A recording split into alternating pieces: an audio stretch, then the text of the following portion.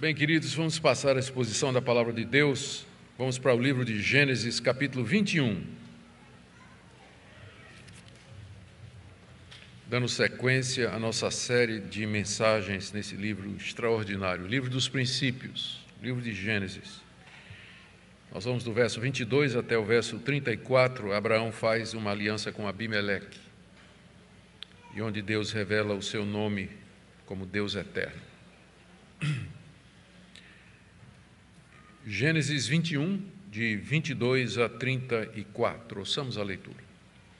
Por esse tempo, Abimeleque e Ficol, comandante do seu exército, disseram a Abraão: Deus está com você em tudo que você faz.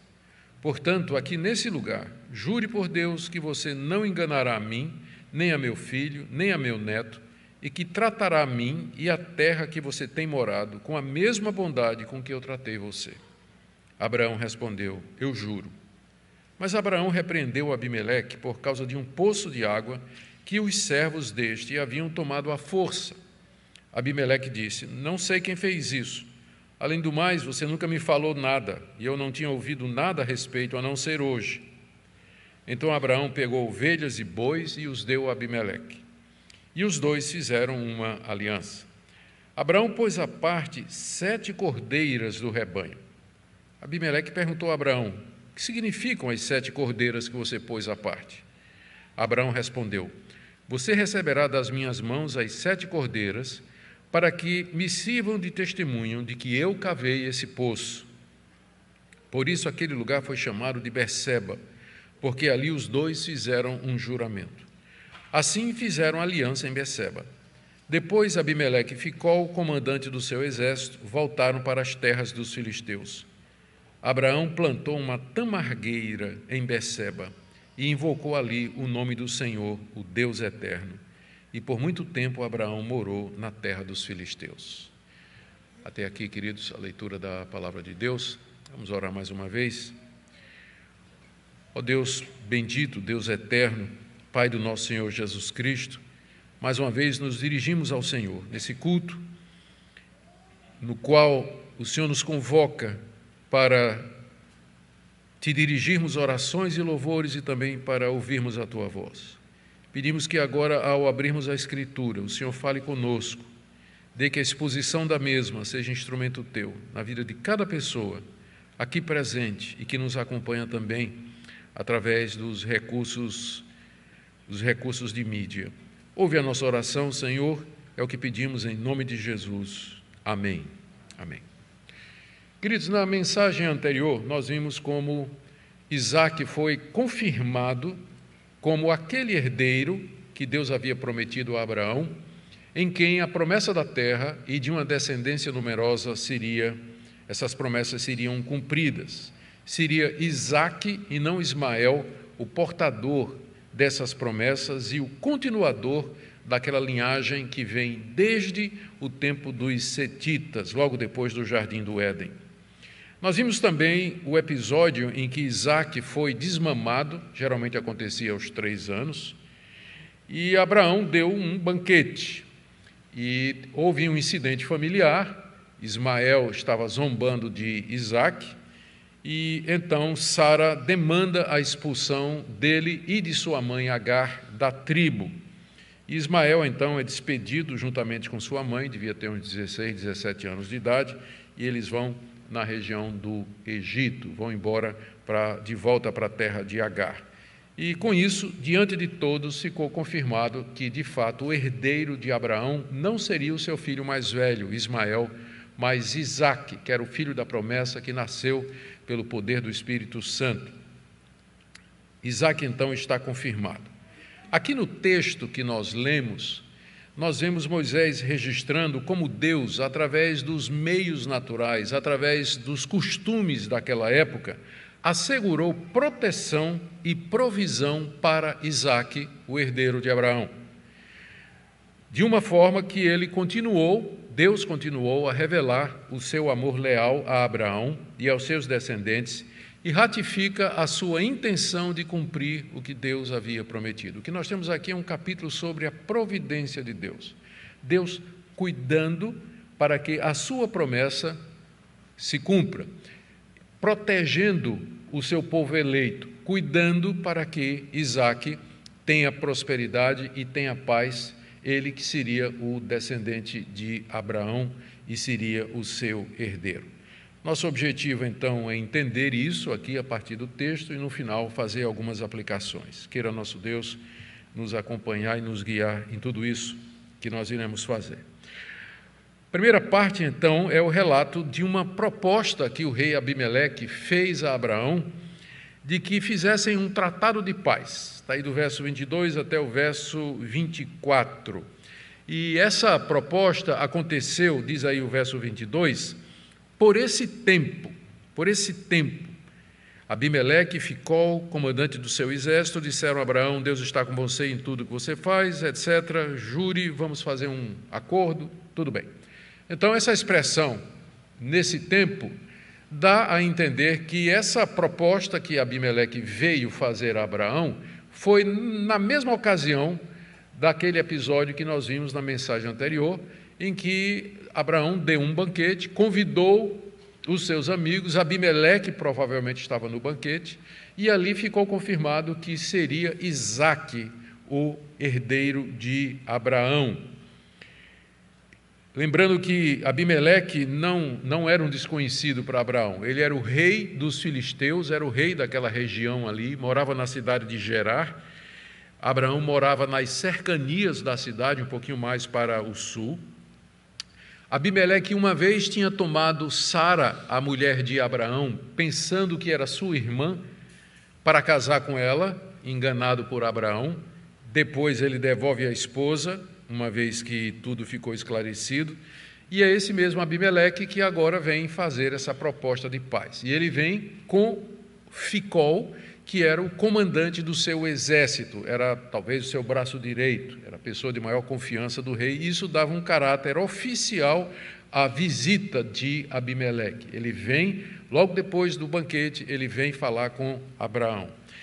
E o que é que eles disseram a Abraão nessa visita formal e oficial?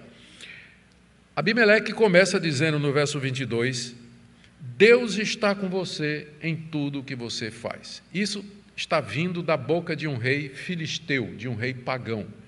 Mas Abimeleque já conhecia a Deus, já conhecia o Deus de Abraão, porque no episódio em que ele tomou Sara para ser a sua esposa, Deus lhe apareceu numa visão e o alertou do que é que ele ia fazer, disse para devolver a mulher de Abraão, porque Abraão era profeta de Deus, e que Abraão iria orar por ele e que ele ficaria curado da doença que tinha vindo sobre ele e sobre as mulheres do seu reino como castigo pelo que tinha feito. Então, Abimeleque já tinha conhecimento do Deus de Abraão, e ele agora vem confessar isso a Abraão: eu sei que o seu Deus está com você, eu sei que seu Deus está com você. E eu creio que essa declaração foi depois do conhecimento que ele tomou da maneira como Isaque nasceu. Abraão tinha 100 anos de idade, sua mulher tinha 90 anos de idade. Mesmo para o povo daquela época, que vivia um pouco mais do que nós, aquilo já era impossível que eles tivessem um filho. Mas agora Abimeleque esteve presente lá no banquete em que o filho foi confirmado como herdeiro, esse filho que nasceu de maneira extraordinária, de maneira miraculosa. Então ele diz: eu sei que Deus está com você, olha aí o milagre que ele fez, olha aí a demonstração de poder e de graça que ele fez com você.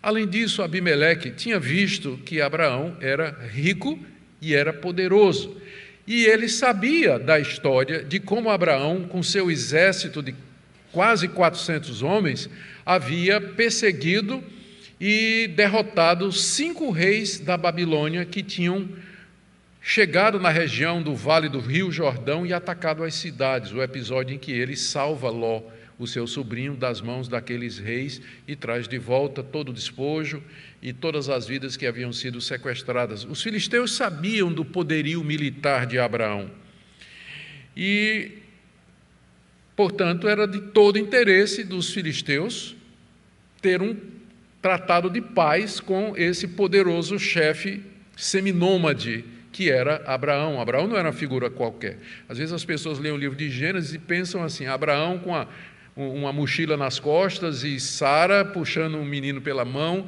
né, 2, 3 ovelhas balindo atrás deles e andando, né, armando a tenda debaixo de uma árvore. Não, Abraão era o chefe de um clã, provavelmente quase de 1000 pessoas, só o exército dele tinha quase 400 pessoas. Então, era realmente um povo um povo numeroso que estava com Abraão. Então, era de todo o interesse do rei filisteu ter Abraão como aliado. Por razões religiosas, Abimeleque sabia que o Deus de Abraão era o Deus Todo-Poderoso, ele já tinha tido conhecimento e contato com o poder de Deus, e também era de interesse militar e comercial que ele tivesse um parceiro como Abraão. Daí ele vem e faz essa declaração: nós sabemos que Deus é com você, em tudo que você faz, nós vimos a sua prosperidade, vimos a sua riqueza, o seu poder e o nascimento do seu filho, que vai ser o seu herdeiro. E eles então propõem uma aliança. O que é que eles queriam? Está aí no verso 23. Portanto, aqui nesse lugar, o local onde Abraão estava morando, ao sul de Gerar, mas ainda na terra dos filisteus, portanto, aqui nesse lugar, jure por Deus que você não enganará a mim, nem a meu filho, nem a meu neto, e que tratará a mim e a terra que você tem morado com a mesma bondade com que eu tratei você. O que é que esse rei queria? Primeiro, que Abraão não enganasse. Abraão não enganasse. Por quê? Porque Abraão já tinha enganado uma vez. Essa é minha irmã. Essa é minha irmã. E Abimeleque foi enganado por Abraão. Então, infelizmente, homens bons, quando cometem determinados erros, aquele erro marca. É o caso de Abraão. Na hora do rei vir fazer o acordo com ele, diz: olha, Deus está com você, mas uma vez você me enganou. Então, no acordo, você vai jurar que você não vai me enganar mais. Nunca mais você vai me enganar. Nunca mais você vai usar de artimanha ou alguma mentira, especialmente para dominar essa minha terra ou para se apossar da minha descendência. E eu quero que isso seja uma aliança, não somente entre eu e você, Abimeleque dizendo isso para Abraão, mas entre os nossos filhos e netos, por toda a nossa descendência. Ele fala aqui, não é? Você não vai enganar nem a mim, nem a meu filho, nem a meu neto, você não vai tratar com ardis a minha descendência, nem o povo filisteu. E você, a terceira parte da aliança agora, vai tratar com bondade os meus descendentes e essa terra, com a mesma bondade que eu tratei você. E, de fato, Abimeleque, ele tratou Abraão com muita bondade, devolveu a esposa quando percebeu que havia cometido um equívoco, deixou que ele morasse nas suas terras, e ora que Abraão, como eu disse, tinha muito gado, não é? E come a pastagem, come a grama, então é terra que é dada para um estrangeiro, mas Abimeleque havia tratado Abraão com muita bondade, talvez porque viu que Deus era com ele. E ele pede, então, que Abraão trate a ele, sua terra e os seus descendentes com a mesma misericórdia, bondade e generosidade com que ele havia tratado Abraão até agora. E, naturalmente, esse tratado que Abimeleque está propondo, ele vale para as duas coisas. Da mesma forma que Abraão não enganaria, não usaria de astúcia, teria uma atitude de generosidade e de paz com os descendentes de Abimeleque, também os filisteus, Abimeleque era o rei dos filisteus, tratariam Abraão assim. Teriam um tratado de paz, um tratado de relações comerciais, um tratado de mútuo interesse, de proteção um contra o outro ou de um para com o outro. E Abimeleque queria selar aquela aliança com um juramento ali naquele lugar, no verso 23, né? Jure por Deus Ele sabia o quanto Deus era importante para Abraão, e ao pedir a Abraão que ele jurasse por Deus, está pedindo que Abraão lhe dê a maior de todas as garantias que Abraão poderia dar, que era um juramento em nome do Deus de Abraão, de que ele trataria os filisteus muito bem, que não faria guerra com os filisteus, não usaria de astúcia, seria bondoso para com os filisteus, assim como tinha recebido igualmente essa bondade. Essa foi a proposta que o rei Abimeleque fez, e estes são os motivos pelos quais ele veio até Abraão. Abraão, então, diz aí o verso 24, atendeu a proposta. Abraão respondeu: eu juro.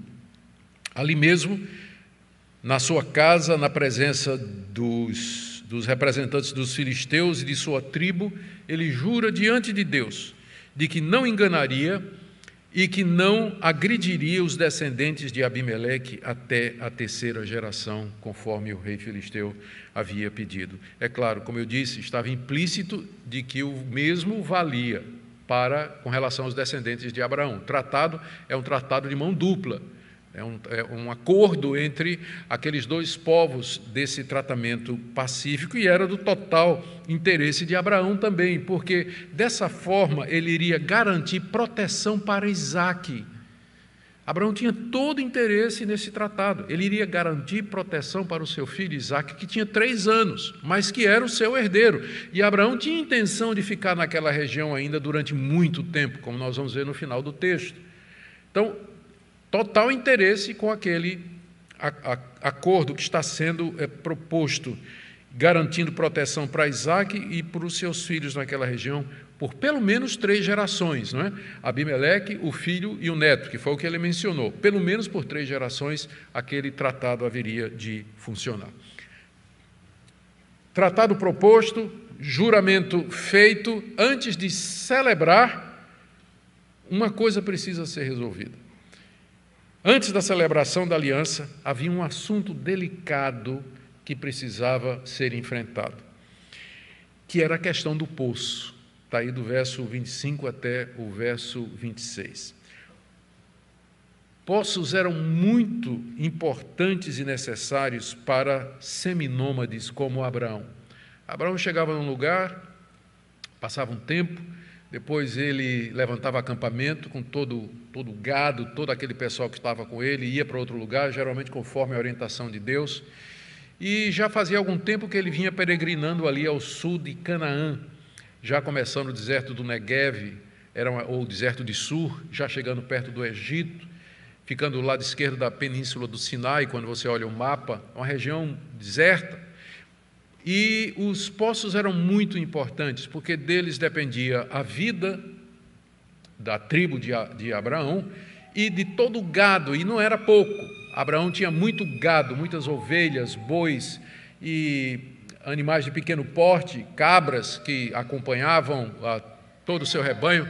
Então, água era extremamente importante. Não é à toa que havia muita disputa sobre poços no Antigo Oriente. Nós lemos da literatura fora da Bíblia, até de regras e normas de arbitragem entre povos, de quem é esse poço, a quem pertence, quem é que pode usar, para quem não pode usar, e assim por diante.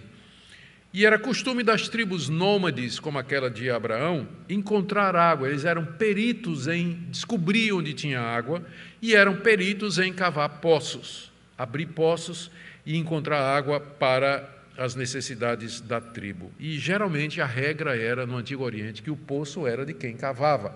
Quem encontrasse água, cavasse um poço ali, então aquele poço pertencia a quem o cavasse. E os servos de Abraão tinham cavado um poço mais ao sul, já chegando perto do deserto, eles tinham cavado um poço mais ao sul e encontrado água que era abundante e suficiente para os rebanhos. Mas aí o que é que aconteceu? Vieram os filisteus, os servos de Abimeleque, e tomaram o poço. Em que sentido tomaram o poço?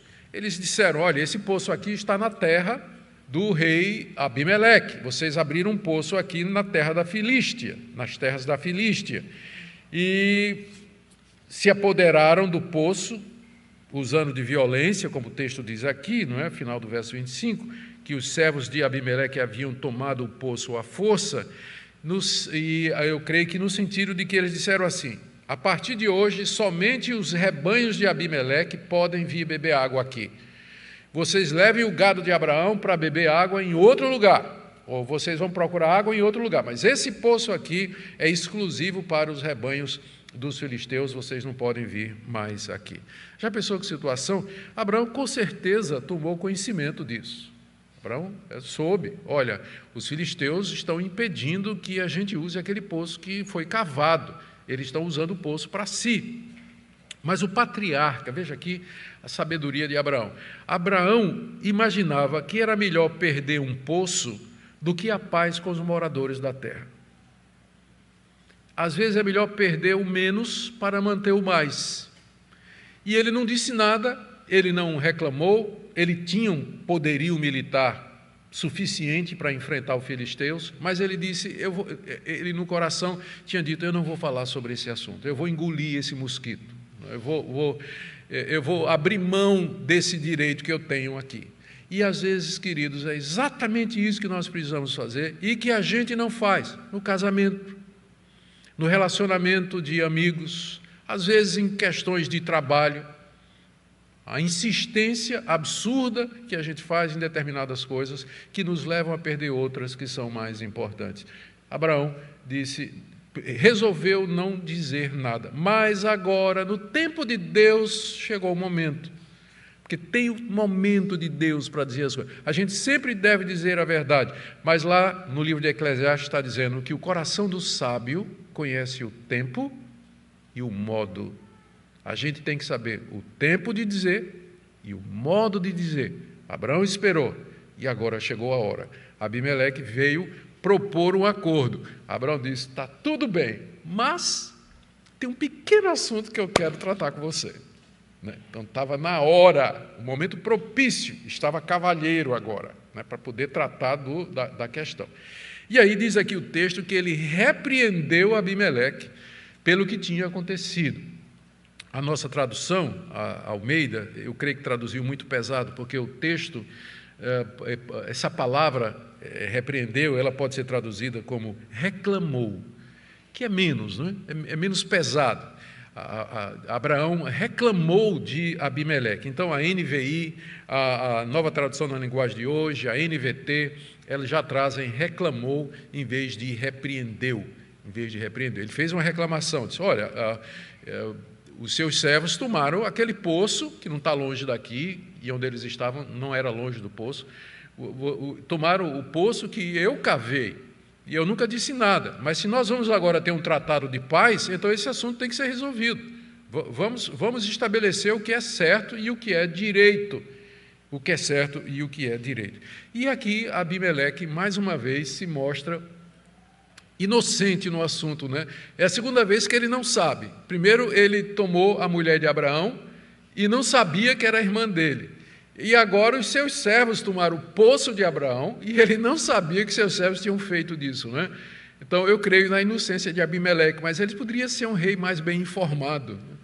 Ele poderia pesquisar mais antes de tomar determinadas decisões. E essa é uma regra da vida, né? É senso comum a gente saber mais, a gente pensar mais antes de tomar decisões que são decisões sérias e que vão afetar toda a nossa existência. Ele diz 3 coisas aqui no verso 26 a Abraão. Primeiro, não sei quem fez isso. É provável que isso foi feito por algum comandante de segundo escalão, algum servo de Abimeleque, que nem se preocupou em dizer ao rei, ou porque sabia que estava fazendo alguma coisa errada e não quis comunicar ao rei. Primeiro, eu não sei quem fez isso. Segundo, além do mais, Abraão, você nunca me falou nada. Ele meio que quer inverter, não é? Dar uma invertida aqui e dizer, mas por que você nunca me falou nada? Por que você nunca me disse? Estou sabendo disso agora, que é a terceira coisa. Eu não tinha ouvido nada a respeito, a não ser hoje. Provavelmente, se Abraão tivesse mencionado antes, teria provocado uma crise entre eles, mas agora esse era o momento oportuno, o momento de Deus, a hora que Deus preparou para que o assunto fosse tratado e resolvido. Abraão fica convencido da inocência de Abimeleque. Abimeleque realmente não tinha tido conhecimento daquele fato, E então se sente confiante para celebrar aquela aliança que estava sendo proposta. Ele tinha que tirar isso do caminho para que pudesse fazer aquele pacto com a consciência tranquila. E aí, do verso 27 a 32, nós temos o relato de como finalmente a aliança é celebrada entre aqueles dois chefes, o rei e o nômade pastor. Diz o verso 27 que Abraão traz presentes para Abimeleque, como antes Abimeleque também tinha dado presentes para ele. Abraão pegou ovelhas e bois e os deu a Abimeleque, e os dois fizeram uma aliança. Dá a ideia de que, ao fazer isso, que Abraão seria a parte menor da aliança, mas não, pode significar exatamente o contrário. A magnanimidade, a generosidade de Abraão e a riqueza de Abraão, ele é que está trazendo os presentes ali e dando a Abimeleque para celebrar aquela aliança e ratificar. E aí Abraão faz uma coisa inédita, uma coisa que não era costume fazer. Quando ele traz os bois e as ovelhas, ele separa 7 cordeiras. De entre aqueles que ele trouxe de presente, ele separa 7, como diz aí no verso 28, Abraão pôs à parte 7 cordeiras do rebanho. E provocou a curiosidade de todo mundo, e do rei Abimeleque, que perguntou, verso 29, que significam as 7 cordeiras que você pôs à parte? O que é que significa isso aí? Era uma coisa que geralmente não se fazia. É que Abraão queria uma aliança dentro da aliança. Ele tinha mais um aspecto da aliança que ele queria celebrar ali. E o propósito é que no verso 29 ele diz assim, Abraão diz, no verso 30, você receberá das minhas mãos as 7 cordeiras para que me sirvam de testemunho de que eu cavei esse poço.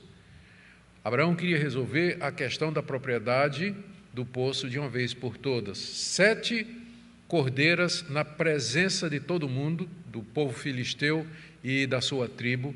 Ao receber aquelas cordeiras, Abimeleque estava aceitando o que Abraão estava dizendo, de que o poço tinha sido cavado por ele, que o poço pertencia a ele, e aí a questão do poço estava resolvida, estava selado. A aliança, então, poderia ser ratificada com esse apêndice, por assim dizer, com esse anexo. Era um tratado de paz, mas tinha esse anexo aqui que Abraão queria, que aquele poço ali ficasse claro para todo mundo, pertencia a ele e a Isaque, aos seus descendentes dali para frente. E aí então isso foi aceito pelo rei Abimeleque, está implícito, não é, de que ele aceitou as 7 ovelhas e a proposta de Abraão, e com isso o poço passa de volta a Abraão e aos seus. E aí fizeram um juramento que envolvia paz entre eles, que é a primeira parte da nossa mensagem, e a posse do poço por Abraão e seus filhos. E esse juramento, em nome de Deus, selava a aliança e lhe dava um caráter santo e inviolável.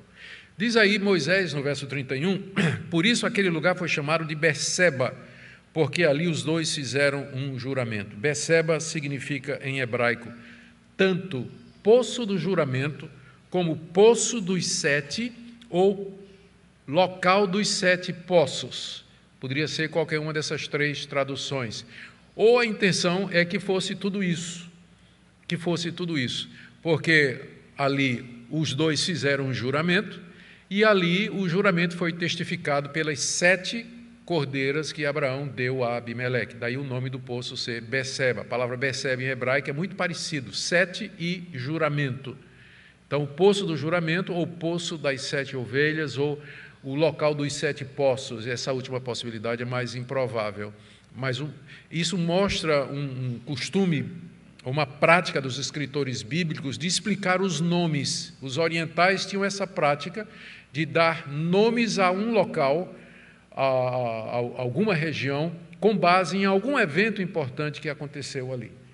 Berseba, então, a origem do nome é esse episódio da aliança de Abraão com Abimeleque. E aquela região ali, Berseba, vai se tornar muito importante. Ela vai ser o limite sul da região que Deus vai dar aos israelitas, e vai ser ali depois que uma grande cidade vai ser construída, e durante o tempo da monarquia vai se tornar um centro de adoração, Vai ser lá que o rei Jeroboão I vai colocar um dos bezerros de ouro, ali em Beceba, que desviaram Israel do caminho de Deus, trazendo o castigo e o desterro babilônico. Mas aqui você tem os inícios daquela região. Dessa forma, e aqui eu quero voltar ao início do que eu falei, o que eu disse no início da minha mensagem, Deus garantiu para Isaque, o portador das promessas, Deus garantiu não somente proteção numa terra hostil, mas também um poço num pedaço de terra. Por amor a seu servo Abraão, ele vinha preservando a semente prometida. Que Deus maravilhoso e provedor. A última parte, versos 32 e 34, diz que depois de firmado o pacto, Abimeleque e Ficol retornam para a sua terra. 32. Assim fizeram aliança em Beceba. Depois Abimeleque e Ficol, comandante do seu exército, voltaram para as terras dos filisteus.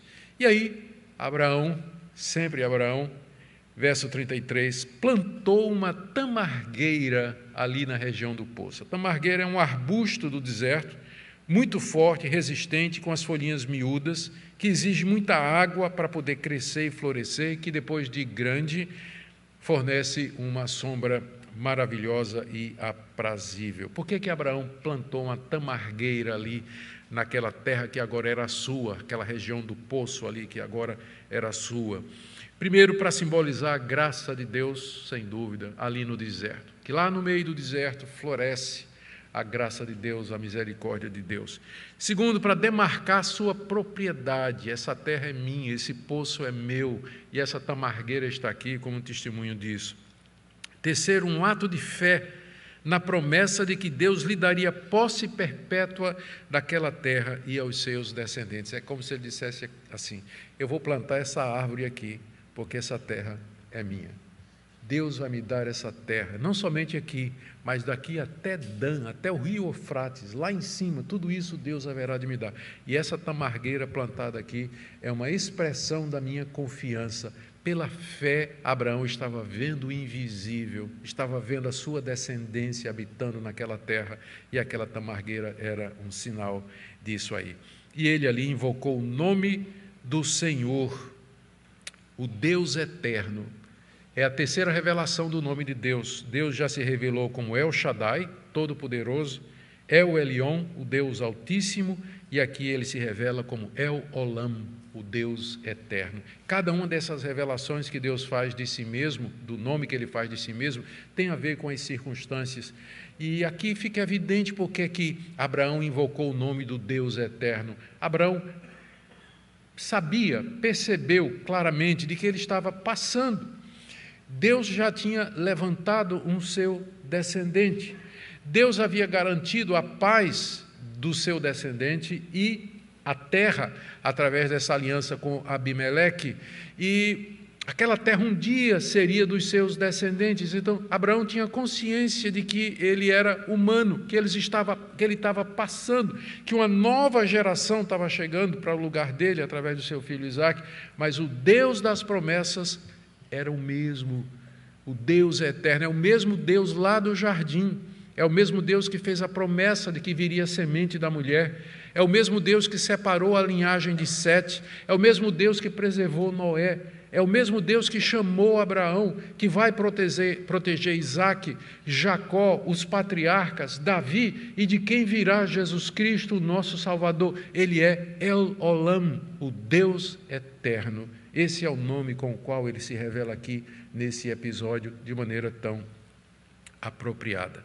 O texto termina dizendo que por muito tempo, verso 34, Abraão morou na terra dos filisteus, uma terra que não era sua, como peregrino, aguardando o cumprimento das promessas. Queridos, o que é que Moisés queria ensinar aos israelitas? Aqueles que estavam ali ouvindo essas histórias, à medida que Moisés as cometia escrita, esperando o momento de atravessar o rio Jordão e conquistar a terra, aquela mesma terra onde um dia Abraão havia peregrinado e plantado uma tamargueira. Moisés queria mostrar aos israelitas a fidelidade, o poder e sabedoria de Deus em garantir o cumprimento das suas promessas. Deus não somente prometia, mas ele tomava as providências necessárias para que a sua promessa acontecesse. Através de meios humanos, através de costumes, da cultura, Deus cuidou da segurança da semente prometida. Não somente tinha cuidado de Abraão, mas ele vai cuidar de Isaque e Jacó, dos 12 patriarcas. Já tinha garantido paz para Isaque e também um poço, já como símbolo de tudo que haveria de lhe dar. Deus haveria de guardá-los e protegê-los. Era isso que era isso que Moisés queria que os israelitas escutassem. Ele é o Deus eterno, Ele é o Deus fiel, que cumpre as suas promessas, que usa as ações humanas, que usa os costumes, que usa as práticas para, com sabedoria, fazer com que o seu plano se cumpra aqui nesse mundo. Esse é o nosso Deus. Vejam como a providência de Deus está ali, naquele acordo feito entre Abraão e os filisteus. A segunda coisa que eu creio que Moisés quer mostrar aqui é que a iniciativa dos filisteus em procurar Abraão para uma aliança de paz e prosperidade sinaliza o futuro, quando as nações do mundo viriam a Israel para conhecer a Deus e fazer parte do povo dele. Os israelitas não podiam esquecer a sua vocação. O que Deus disse quando chamou Abraão? Em ti serão benditas todas as nações da terra. E ali estavam os filisteus vindo a Abraão para serem abençoados, querem um tratado de paz com o povo de Deus. Tudo isso apontando para os tempos de hoje, em que pessoas de todas as nações, elas vêm ao Filho de Abraão, elas vêm a Jesus Cristo para serem perdoadas, para serem recebidas no povo de Deus e herdar a vida eterna. Tudo isso aponta para a entrada dos gentios na igreja. Daí a liturgia de hoje, falar a respeito da entrada dos não-judeus no povo de Deus. Tudo isso aqui aponta para o que aconteceu a partir do dia de Pentecostes, quando o Evangelho foi pregado a todas as nações e chegou até aqui no Brasil, chegou até aqui no Nordeste, chegou até aqui em Recife. Nós estamos aqui hoje como resultado da providência desse Deus em zelar pela sua palavra, em cumprir o que ele tinha dito a Abraão: em ti serão benditas todas as nações da terra. Terminando, queridos, esse episódio mostra como Deus vai conduzindo o fio da história no rumo que ele havia planejado desde a eternidade. Através das decisões livres das pessoas, ele protege a sua linhagem escolhida, até que Jesus viesse ao nosso mundo. E da mesma forma ele nos guarda e protege aqui como seu povo. Ele zela para que suas promessas se cumpram. E, portanto, aguardemos o cumprimento delas, vivendo como peregrinos, como Abraão peregrinou nas terras da Filístia, e vivendo como adoradores, invocando o nome do Deus eterno, onde quer que Ele nos coloque. Que Ele nos abençoe, irmãos, encha o nosso coração de paz, de tranquilidade, que vivamos pela promessa e na confiança do Deus que faz com que tudo coopere para o bem daqueles que o amam.